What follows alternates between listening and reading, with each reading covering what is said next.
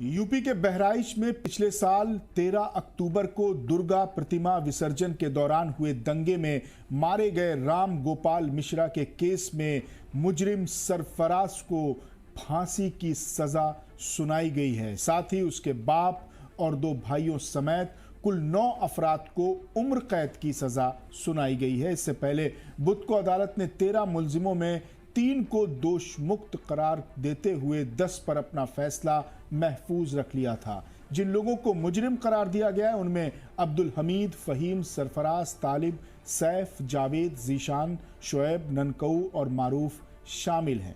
वहीं इस मामले में खुर्शीद, शकील और अफजल को सबूतों के अभाव में दोष मुक्त करार दिया गया है।